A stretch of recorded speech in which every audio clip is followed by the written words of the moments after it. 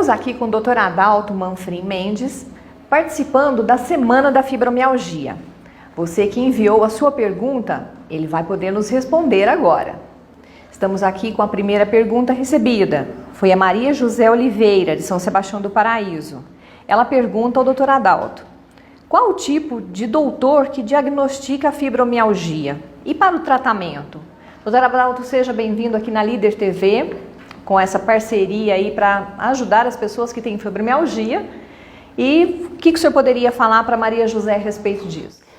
Bom, a fibromialgia é uma doença complexa, que ela afeta vários órgãos, então é uma doença que ela pode ser diagnosticada tanto pelo ortopedista, porque os primeiros sintomas são ortopédicos, é aquele cansaço, aquele fadiga no final da tarde e muita dor muscular. Então, no consultório do ortopedista é muito comum, mas é muito comum também a dor de cabeça, sendo diagnosticado por neurologistas, tanto por reumatologistas, porque dá muita dor a nível das articulações, e tanto ginecologistas quanto cirurgiões gerais, porque é muito comum uma dor pélvica e uma dor abdominal não diagnosticada. Então, são dores difusas que promovem um grau de comprometimento muito grande. Então, a fibromialgia é essa complexidade de sintomas que envolve aí vários profissionais num tratamento hoje básico, né, que gira em torno de antidepressivo e um remédio para epilepsia, que é o gabapentina ou a pregabalina. Tá certo. Nós temos aqui também a pergunta do Cristiano Braga. Ele disse o seguinte: eu tenho uma hérnia de disco e há pouco tempo desenvolvi dores difusas no corpo. Tem relação? Tem. A hérnia de disco ou qualquer outra doença que promova alguma alteração a nível dos tecidos, tanto de parte muscular ou articular, que leve a uma dor crônica, e essa dor crônica a gente classifica acima de 8 meses, essa lesão tecidual, ela levando uma alteração a nível cerebral, essa alteração cerebral, ela reflete no corpo. Então passa-se a ter uma dor difusa, uma dor poliarticular, levando todos os sintomas da fibromialgia, desde a alteração do sono, alteração do ganho de peso, já que a fibro tem a tendência de aumentar muito a fome e automaticamente aumentar o ganho de peso.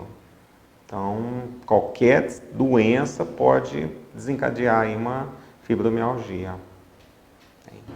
Como o Dr. Adalto falou, a maioria são mulheres, mas existem bastante casos de homens.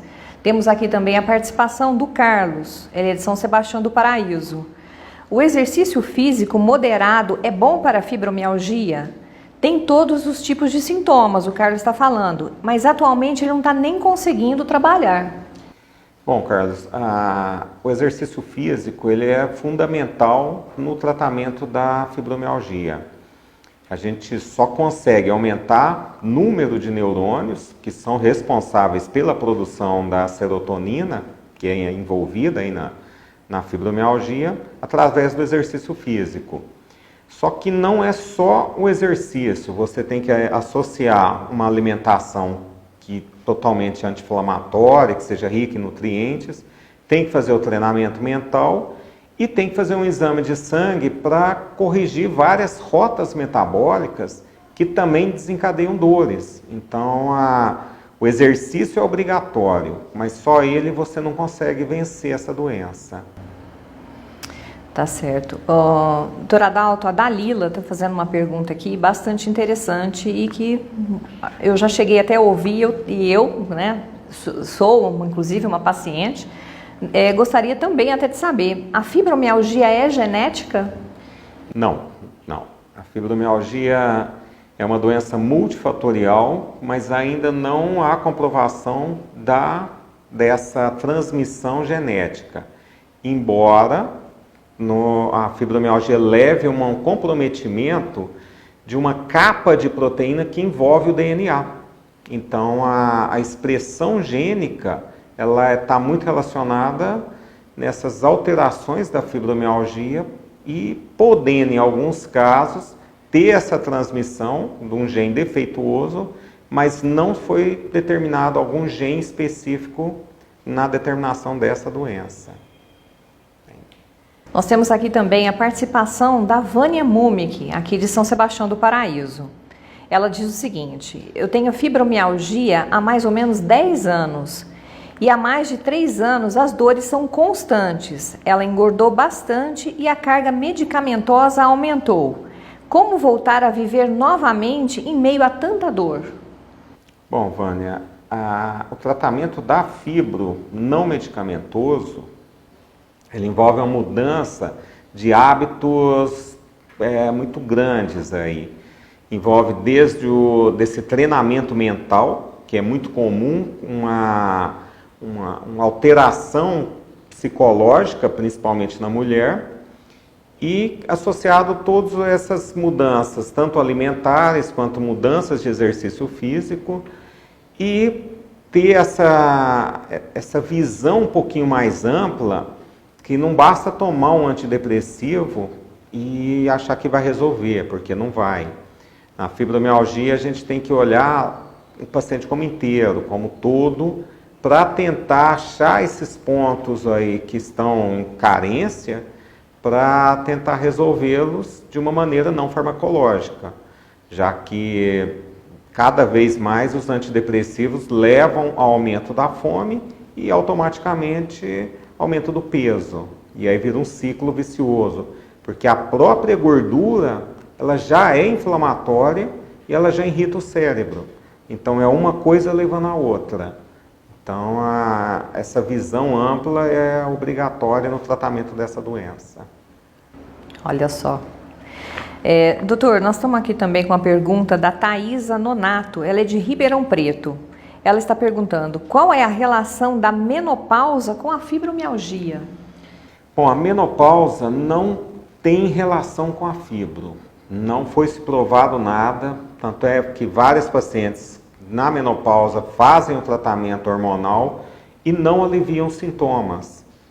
O problema é que é muito comum no período da menopausa ter o aumento das dores pela própria evolução da doença. Então não é que a menopausa desencadeia a fibromialgia. São as duas doenças que já vêm caminhando e nesse período ocorre uma agudização dos sintomas. Então essa visão um pouquinho mais ampla aí das duas doenças já está há algum tempo, né? E, doutor, nós temos aqui também a participação da Solange Jubilei, de São Sebastião do Paraíso, e ela colocou aqui o seguinte: naquela entrevista que o senhor deu para a Líder TV, o senhor chegou a comentar que hoje em dia são mais de 250 sintomas que podem ser diagnosticados como a fibromialgia. Dentre elas, algumas que às vezes as pessoas não acreditam que sejam da fibromialgia, ela queria saber quais são os sintomas que também podem ser a fibromialgia, mas nós não temos o conhecimento que possa ser. Então, a fibromialgia ela é consequência de uma alteração a nível celular, a nível de uma substância lá que chama mitocôndria, que afeta o funcionamento da célula. Então, todo órgão rico em mitocôndria, ele é afetado pela fibromialgia.